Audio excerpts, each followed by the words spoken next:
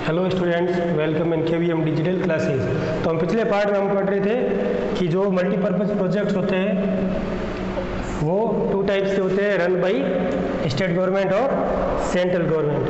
तो अब हम इसको आगे पढ़ेंगे कि कौन से जो प्रोजेक्ट्स हैं वो सेंट्रल गवर्नमेंट के द्वारा रन किए जाते हैं। First Bhakra Nangal, second project Rihand, third project Damodar, fourth Hirakud,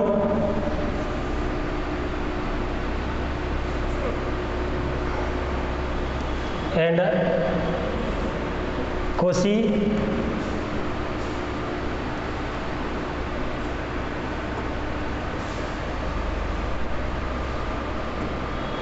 Kosi Tehri Uttarakhand. इस प्रकार के जो है 6 नेम है, ये सेंट्रल गवर्नमेंट द्वारा स्पॉन्सर्ड एंड फाइनेंस्ड प्रोजेक्ट्स है। तो अभी अपना जो क्वेश्चन पेपर था 2020 का बोर्ड पेपर, उसमें क्वेश्चन आया था एनी फॉर सेंट्रल प्रोजेक्ट्स और स्कीम्स जो नेम उसमें बताने थे।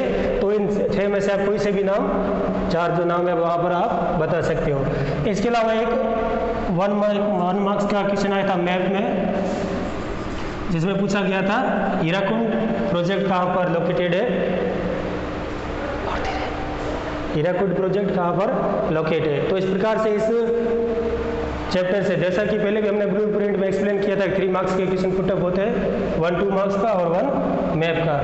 तो 2 मार्क्स में तो पूछा गया था सेंट्रल गवर्नमेंट के प्रोजेक्ट्स, और अब हो सकता है कि मान लो अगले पेपर में पूछ लिया जाए स्टेट गवर्नमेंट के एनी फॉर प्रोजेक्ट्स, उनके नेम बताने।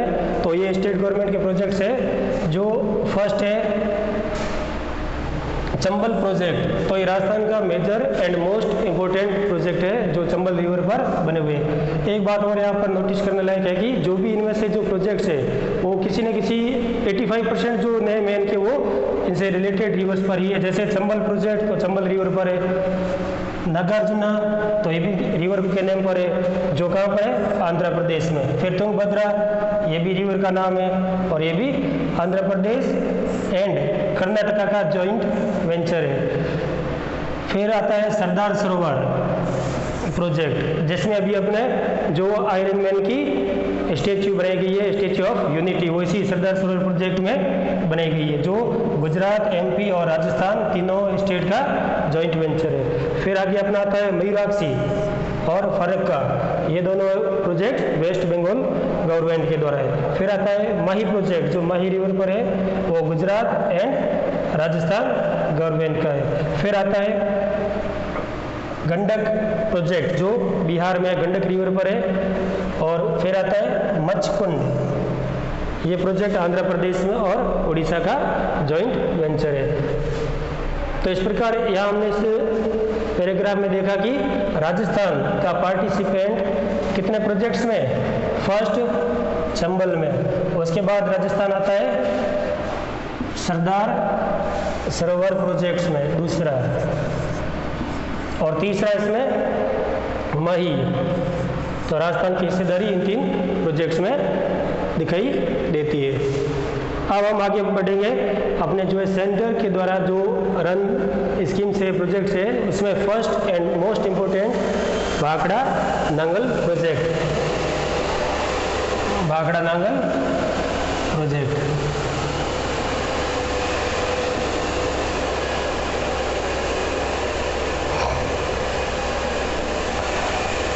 भाखड़ा नांगल प्रोजेक्ट, ये भारत की सबसे इम्पोर्टेंट, और इसकी जो रूपरेखा आज़ादी से पहले भी तैयार हो चुकी थी, लेकिन काम इसका 1948 में शुरू हुआ।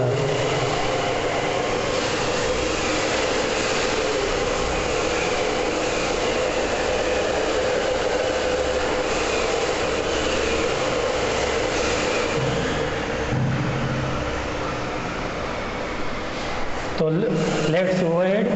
भाखड़ा नांगल स्टार्टेड इन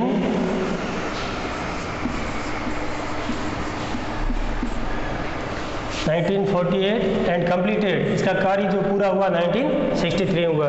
और ये जो जिस जगह पर बनाया गया है वो हिमाचल प्रदेश में बिलासपुर के पास में। ये बिलासपुर प्लेस कई बार मैप में भी पूछा जाता है। तो एक बिलासपुर छत्तीसगढ़ में है जो मिनरल के लिए, और ये बिलासपुर है जो प्रोजेक्ट के लिए वो हिमाचल में, और इसकी रिवर है सतलुज रिवर। सतलुज रिवर के ऊपर बिलासपुर हिमाचल के पास में 1948 में भाखड़ा प्रोजेक्ट को स्टार्ट किया गया था, जो कंप्लीट हुआ था 1963 में। फिर ये जो है जॉइंट वेंचर है, कैसा है जॉइंट वेंचर, कौन कौन से स्टेट का, तो पंजाब, हरियाणा एंड राजस्थान, 3 स्टेट्स का है। तो इससे जो भी हाइड्रो इलेक्ट्रिसिटी जनरेट होती है उसमें राजस्थान को भी हिस्सा दिया जाता है, और कैनल्स, इंदिरा गांधी कैनल इसी प्रोजेक्ट में से निकलेगी, जिससे अपन को drinking and irrigation water supply होती है। फिर हम आगे बढ़ते हैं, इसके purpose, what are the purpose या aim of objectives of Bhakra Nangal project. तो वो है अपना पहला कि जो सतलज और यमुना रिवर के बीच का जो एरिया है मिड पार्ट्स, उस मिड पार्ट का इकोनॉमिकली डेवलपमेंट करना, यानी कि आर्थिक रूप से उनको समृद्ध बनाना। फिर सेकंड इसका बन गया हाइड्रो इलेक्ट्रिसिटी पर्पज़, मतलब बिजली बनाना। फिर इसका थर्ड इरिगेशन, मतलब फसलों को सिंचाई। एंड फोर्थ इसका ड्रिंकिंग वाटर, मतलब पीने योग्य पानी की सप्लाई। तो भाखड़ा नांगल प्रोजेक्ट्स के 4 एम थे, सतलुज यमुना को डेवलप करना, और हाइड्रो इलेक्ट्रिसिटी जनरेशन करना, इरिगेशन एंड ड्रिंकिंग वाटर की सप्लाई देना। इसी के साथ ही साथ इसमें बायोडाइवर्सिटी भी डेवलप होती है, क्योंकि जब कैनल्स के आसपास की जो ज़मीन हरी भरी हो जाएगी तो उससे अपनी बायोडाइवर्सिटी जो है जियोलॉजिकल एरिया एनवायरनमेंट स्ट्रॉन्ग होगा, मजबूत होगा। और साथ ही साथ इसमें वाटर टूरिज्म, वाटर स्पोर्ट्स भी ऑर्गेनाइज की जा सकते हैं, मतलब उसमें चलाए जा सकते हैं। तो ये मल्टीपर्पज़ प्रोजेक्ट्स है। अब इसकी खासियत क्या है, इस प्रोजेक्ट की क्या खासियत है भाखड़ा नांगल प्रोजेक्ट की? तो सबसे पहला तो ये पहले जो है highest dam of gravity dam of world था, ये इसका मोस्ट इम्पोर्टेंट है, इसको नोट करना है।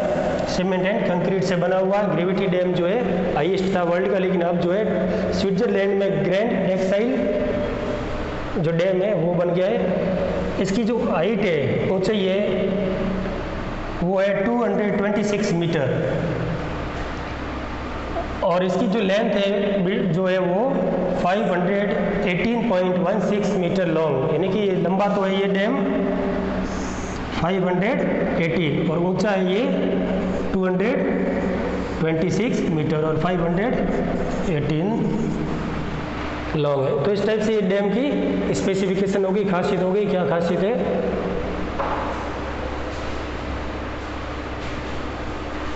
अब इसके आगे इसका एडिशनल एक जो प्रोजेक्ट बनाया गया है, इसको सपोर्ट देने के लिए सेकंड जो डैम है वो इसे 13 किलोमीटर डाउनवर्ड, मतलब नीचे की तरफ, नांगल जगह पर भाखड़ा जगह का नाम और नांगल भी जगह का नाम। तो इस प्रकार दोनों को जॉइंट मिला के भाखड़ा एंड नांगल जो डैम दोनों को मिला के बन गया, भाखड़ा और नांगल दोनों जगहों के नाम है, और दोनों के बीच में दूरी है जो 13 किलोमीटर है।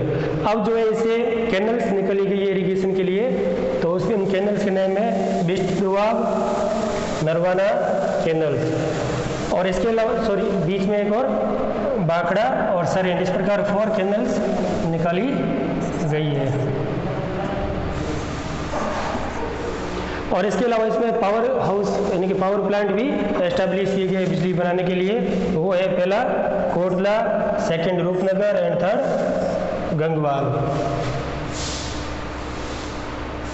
तो इसको मैप के द्वारा भी यहाँ देखेंगे, इस प्रोजेक्ट को, भाखड़ा नांगल प्रोजेक्ट को मैप के द्वारा देखेंगे कि आसानी से क्लियर हो जाएगा। यहाँ जो ये सतलज रिवर ऑर्गेनाइज हो रही है,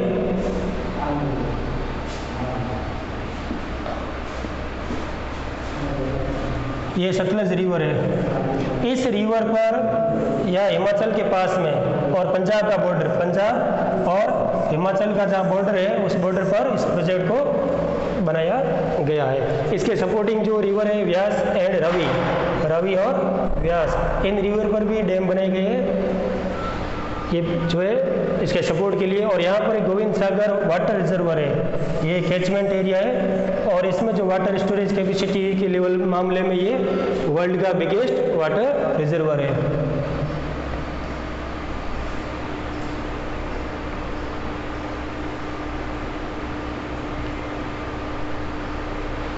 अब हम आते हैं अपनी सेकंड इम्पोर्टेंट प्रोजेक्ट के बारे में, उसका नेम है दामोदर वैली प्रोजेक्ट, DVCB कहते हैं इसको।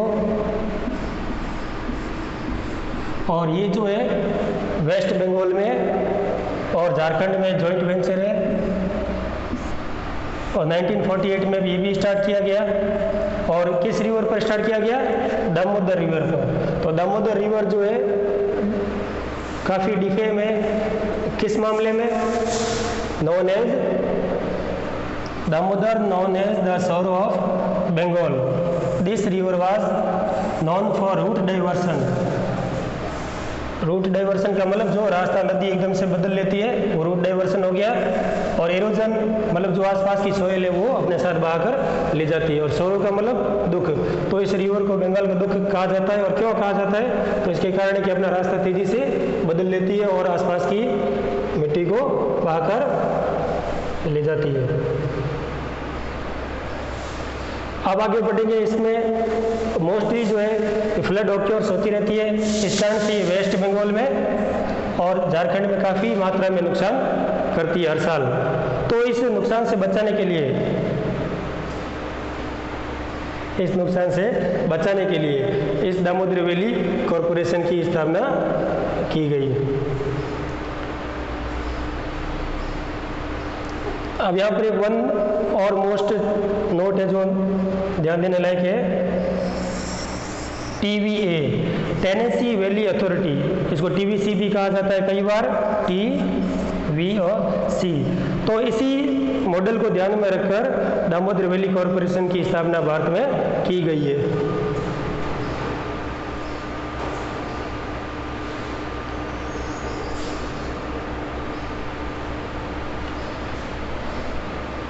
अब आगे यहाँ पे हम देखेंगे कि इसमें जो ये प्रोजेक्ट है, इस प्रोजेक्ट में डैम जो बने गए वो है मैथान, तिलैया, और जो नदियों के नाम है बाराकार, कोनार और पाचेत पहाड़ी डैम का नाम है, दुर्गापुर ये भी डैम है। जो बैरेज भी है, बैरेज कल भी एक्सप्लेन किया था कि डैम का काम होता है पानी को रोकना, और बैरेज का मतलब वो भी रिजर्वर होता है, वहाँ से कैनल्स निकली जाती है। जबकि डैम में केवल पानी को रोका और आगे छोड़ा जाता है, और बैरेज में रोक कर उसमें से कैनल निकल जाती है, दोनों डिफरेंस होता है। फिर आता है मैनी हाइड्रो पावर प्लांट्स। इसमें कई सारे जो पावर प्रोजेक्ट्स इनकी बने गए उनके नेम है बोकारो, चंद्रपुर, तिलैया, मैथान, पांचेत पहाड़ी और दुर्गापुर। यहाँ से बिजली बनी जाती है, और इसका जो भी प्रोडक्शन होता है उससे यहाँ के जो आसपास के लोकल लिविंग पीपल है उनको इसका फ़ायदा पहुँचाया जाता है। इस प्रोजेक्ट को जो एस्टेब्लिश करने का जो मेन पर्पज था टारगेट था, वो था कि लोकल लिविंग पीपल है उनका इकोनॉमिक डेवलपमेंट करना। इस नदी क्षेत्र के आसपास जो भी थे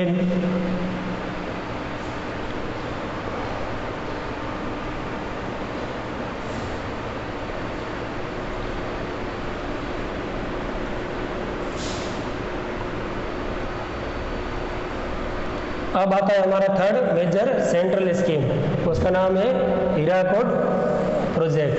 हीराकुड प्रोजेक्ट पेनिनसुलर इंडिया। अब पेनिनसुलर मतलब जो हमारा दक्षिणी पठारी भाग है भारत का, जो तिकोना हिस्सा है ओशन से घिरा हुआ है तीनों ओर से, उसे पेनिनसुला कहते हैं। जो तीन और वाटर बॉडी से कवर होता है पेनिनसुला। तो पेनिनसुलर इंडिया का जो उड़ीसा एरिया इलाका है वहाँ पर इस डैम को बनाया गया है। क्यों, किस रिवर पर बनाया गया है? महानदी रिवर पर। अब महानदी रिवर पर क्यों बनाया गया कि जैसे दामोदर बंगाल का सौरो है वैसे ही उड़ीसा का सौरो जो है वो कौन सी रिवर है? महानदी। तो इस रिवर के जो है फ्लड की जो खतरे है उस खतरे को कम करने के लिए इस प्रोजेक्ट को यहाँ पर एस्टेब्लिश किया गया है। और दूसरा इसका जो पर्पस था कि रेस्ट ऑफ द ईयर मतलब साल के बाकी बचे हुए महीनों में, यानी कि जो अपना मानसून सीजन है उस मानसून सीजन के अलावा पानी की उपलब्धता बनाए रखने के लिए इस डैम को बनाया गया है। और ये जो डैम है हीराकुंड डैम, वो जिस जगह पर बनाया गया है उस जगह का नाम है संबलपुर से 14 किलोमीटर पास में है, लेकिन अपने यहाँ पर संबलपुर डिस्ट्रिक्ट से नेम याद रखेंगे। तो किस जगह पर है हीराकुंड? उड़ीसा में संबलपुर के पास में 14 किलोमीटर।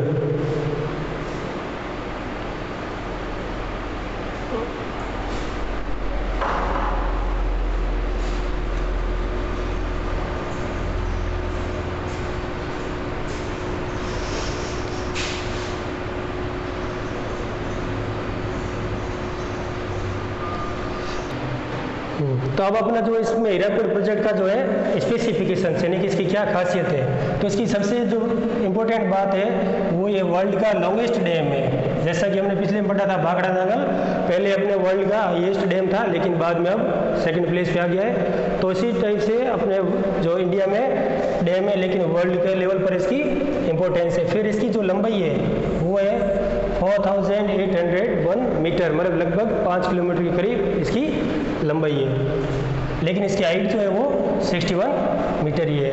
तो जैसा कि इसकी लंबाई है तो इससे साफ पता चल रहा है कि काफ़ी मात्रा वाटर को होल्ड करके रख सकता है। इसकी वाटर स्टोरेज कैपेसिटी बहुत ही ज़्यादा है, जो है कि 810 करोड़ क्यूबिक वाटर।